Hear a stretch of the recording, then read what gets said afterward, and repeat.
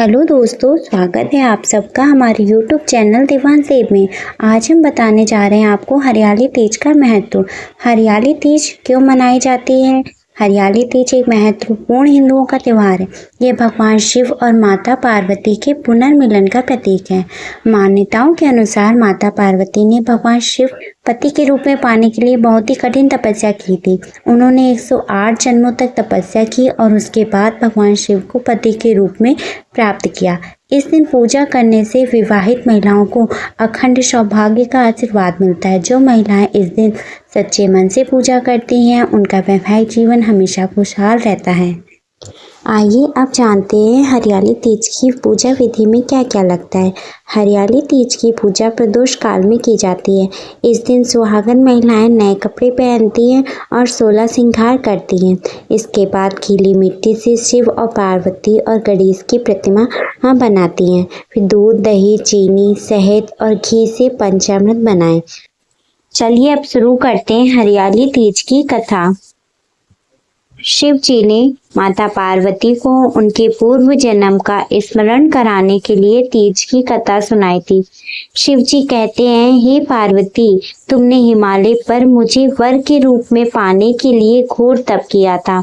अन्न जल त्याग, पत्ते खाए, सर्दी गर्मी बरसात में कष्ट सहे थे और तुम्हारे पिता बहुत ही दुखी थे। नारद जी तुम्हारे घर पधारे और कहा, मैं विष्णु के भेजने पर आया हूँ। वह आपकी कन्या से प्रसन्न होकर विवाह करना चाहते हैं। नारद जी ने अपनी राय बताई तो पर्वतराज प्रसन्नता से तुम्हारा विवाह विष्णु जी से करने के लिए तैयार हो गए।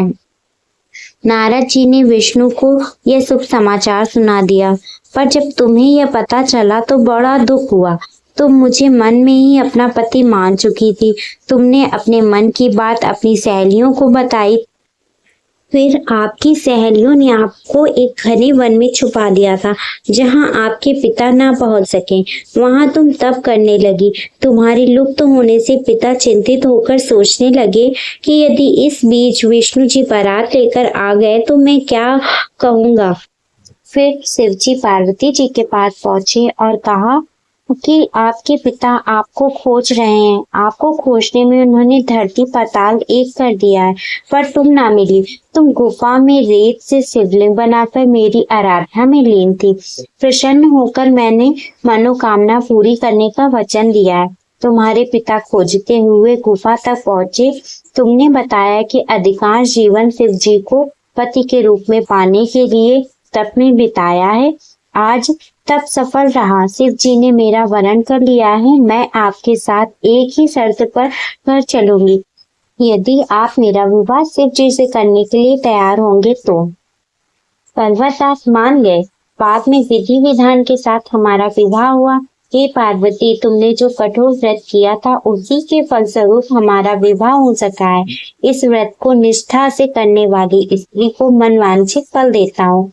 उसे तुम जैसा ही अचल सुहाग का वरदान प्राप्त होगा। अगर आप लोग भी हरियाली तीज का व्रत विधि विधान से पूर्ण करेंगे तो आपकी सारी मनोकामनाएं पूर्ण होंगी। जय हो भोलेनाथ की।